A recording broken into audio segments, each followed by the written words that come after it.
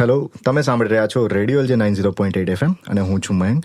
Today we have ધારા સેજપાલ, જે fashion designer છે, સાથે સાથે સોશિયલ મીડિયા માર્કેટર પર છે.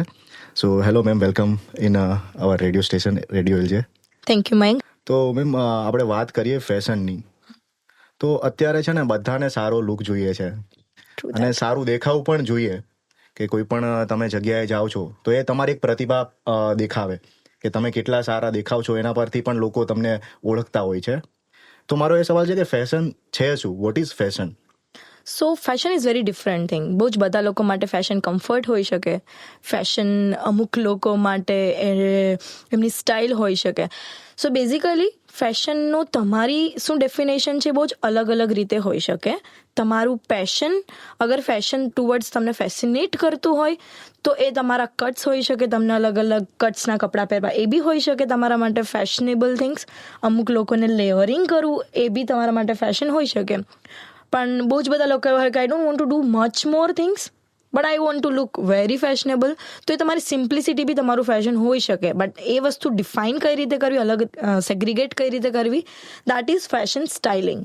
ઓકે, તો ફેશનમાં કેટલા ટાઈપ્સ છે?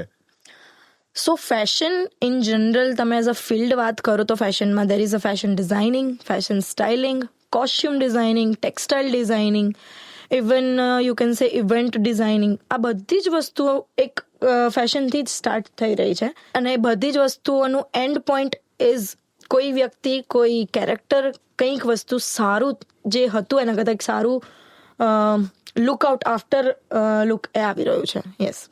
ઓકે, તમે હમણાં વાત કરી કે ફેશન સ્ટાઇલિંગ. યસ. તો ફેશન સ્ટાઇલિંગ શું છે? તમે થોડું એલેબોરેટ કરી શકો ડીપમાં? યસ.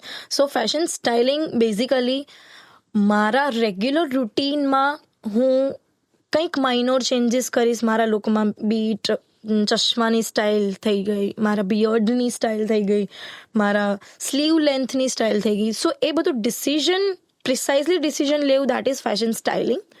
એમાં દેટ કમ્સ ટુ તમારી એક્સેસરીઝ આવી ગઈ, એમાં તમારા કપડાં આવી ગયા, તમારી હેરસ્ટાઇલ્સ આવી ગઈ. Even we can say perfumes as well. પરફ્યુમ્સને એક બહુ જ અલગ ઝોન આપેલો છે ભલે, પણ part of styling as a stylist I can say મારે કોઈને અગર સ્ટાઇલ કરવાનું તો that would be also a part of my look, જેનાથી તમારી એક આખી પર્સનાલિટી બહાર આવી શકે. So I would say fashion styling is not only for celebrities and all, but regular લોકો બી એ વસ્તુ વિશે ધ્યાન રાખી શકે. Okay, fashion designing, fashion styling, costume designing અને ઇવેન્ટ ડિઝાઇનિંગ. યસ. તો આ જે 4 ટાઈપ્સ છે, તો આ ટાઈપ્સ કઈ જગ્યાએ કેવી રીતે યુઝ થાય છે એના વિશે તમે થોડું જણાવશો? Yes. So fashion designing, talking about fashion designing માટે તમારે કપડાં ડિઝાઇન કરવાથી લઈને ઇન્ટ્રિકેટ બધી વસ્તુઓ ડિઝાઇનિંગનો પાર્ટ આવે. સ્ટાઇલિસ્ટ એટલે એ કપડાં ડિઝાઇન થયા પછી એ લુક કેવી રીતે પહેરવામાં આવશે એ ડિઝાઇનિંગ હોય, અને that is four people around us. Costume designing is કે તમે કોઈ કેરેક્ટરને ડિઝાઇન કરી રહ્યા છો, કેરેક્ટર માટે તમે કપડાં નક્કી કરી રહ્યા છો, તો દેટ ઇઝ કોસ્ચ્યુમ ડિઝાઇનિંગ. અને ઇવેન્ટ્સવાળી વાત હોય તો બહુ જ બધા ઇવેન્ટ્સ થતા હોય છે, અવોર્ડ શોઝ થતા હોય છે. એના માટે જ્યારે જે બેકગ્રાઉન્ડ આર્ટિસ્ટ કે જે માસ વસ્તુઓમાં જ્યારે ડિઝાઇનિંગ કરવાનું હોય ને, that is event fashion designing. અને એ બહુ જ નાનો પાર્ટ છે, પણ મેજોર પાર્ટ છે કે જ્યારે તમે એકસાથે બહુ જ બધા લોકોનું કરી રહ્યા છો તો યુ ગેટ ટુ નો કે તમારે કયા ટાઈપમાં, કારણ કે સેમ વસ્તુ કરવાની છે બધા માટે અને સેમ બોડી ટાઈપ બધાના હોતા નથી. તો બધાને ધ્યાનમાં રાખીને તમારે એક વસ્તુ ડિઝાઇન કરવાની છે. So it's that. ઓકે, એવું થાય કે આપણે ફેશનની વાત કરતા હોય ને ત્યારે મોસ્ટ ઓફ લોકોને એવું થાય કે આપણે કોઈ જે સારા એક્ટર્સ છે, સારી એક્ટ્રેસ છે, એમની જ વાત કરીએ છીએ એમ કે. અને ફેશન લોકોને શાયદ મેન્ટાલિટી પણ એવી છે ઘણા બધાને કે ફેશન એમના માટે જ બન્યું છે એમ. પણ નોર્મલ જે લોકો છે એમને પણ એવું હોય કે ભાઈ એમનું કોઈ ફિલ્મ સ્ટાર હોય જેમને દેખાતો સારો હોય તો એમના માટે એવું હોય કે મારે આના જેવું દેખાવું છે. પણ એના માટે એ શું કરી શકે? મતલબ કે જે નોર્મલ લોકો છે એ ફેશનમાં કેવી રીતે પોતાને મતલબ સારા દેખાડી શકે? સો બેઝિકલી ફેશન એક રૂટીનનો પાર્ટ જ છે. બધા જ લોકોને એવું કોઈ પણ નથી, બીટ એની એજ, બધા લોકોને સારું જ દેખાવું છે. That is the only purpose we have in life. એટલે હું એવું કહી શકું કે તમે it's just your habit of wearing clothes કે તમે અગર ફૂલ સ્લીવ પહેરી રહ્યા છો, બિંગ મેન સ્ટાઇલિંગની વાત કરી રહી છું, કે તમે અગર ફૂલ સ્લીવ પહેરી રહ્યા છો, just roll up your sleeves a bit, એક બટન વધારે ખોલો, બટન ઓછું ખોલો, એ બસ એમાં જ તમારી આખી પર્સનાલિટી ચેન્જ થઈ જશે. ઇટ્સ નોટ મચ, તમારે કંઈ વધારે એક્સપેન્સ બી નથી કરવાનો. તમે અગર વોચ પહેરી રહ્યા છો તો એ રાઉન્ડ ડાયલની છે તો ગો ફોર સ્ક્વેર. અગર તમને સ્ક્વેરમાં કોન્ફિડન્ટ ફીલ થાય તો ઇટ્સ ઓલ અબાઉટ કોન્ફિડન્સ. તમને કઈ રીતે કોન્ફિડન્સ ફીલ થાય છે. બહુ જ બધા લોકો એવા હોય છે.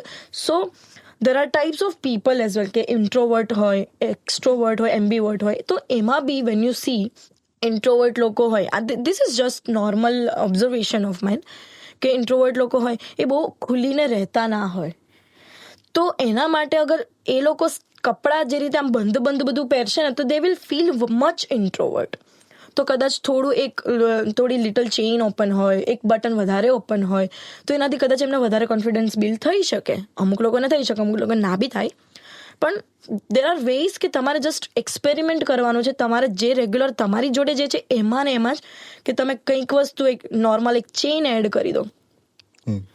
તમે કોલેજ જઈ રહ્યા છો તો ઓફકોર્સ યાર, everybody wants to look cool in college. That is કોલેજનો એક મેઇન પાર્ટ છે, કે બધી ભણવાનો તો એક ડેફિનેટલી અલગ પાર્ટ છે જ, પણ વી વોન્ટ ટુ લુક કુલ. તો કોલેજમાં યુ કેન ડુ કંઈક વસ્તુ શર્ટ, નોર્મલી તમે ખાલી શર્ટ જ પહેરી રહ્યા છો, બસ એની ઉપર તમે એક જેકેટ પહેરી લો. નોર્મલ તમે શર્ટ પહેરી રહ્યો છો તો એ શર્ટનું તમે એક બટન ખુલ્લું રાખ્યું છે, તો અમુક જગ્યાએ અલાઉડ હોય તો યા તમે લેયરિંગ્સ કરી શકો, ચેઇન્સ પહેરી શકો.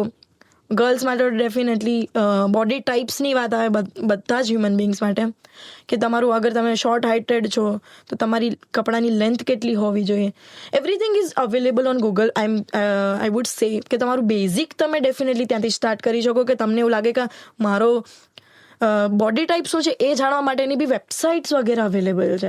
સો હું તો એટલું કહું, ફેશન એટલું એક્સેસિબલ છે અત્યારે કે તમે કોઈ પણ વ્યક્તિ કંઈ પણ જોઈતો લુક ક્રિએટ ડેફિનેટલી કરી શકે વિધાઉટ ડુઈંગ એની એક્સપેન્સ. ક્વેશ્ચન થાય આમાં કે બધાને ફેશનેબલ તો લાગવું જ છે, કે સારું તો દેખાવું જ છે. પણ એવું હોય કે ફોર મી, કે when I was in school, તો ત્યારે એક યુનિફોર્મ હોય કે બસ તમારે એ જ પહેરવાનું હોય. તમારે વાળ તો કે એવી રીતે જ સેટ કરવાના હોય જેવી રીતે તમારી સ્કૂલ ડિસાઈડ કરે. તમારે શૂઝ પણ એવા જ પહેરવાના હોય.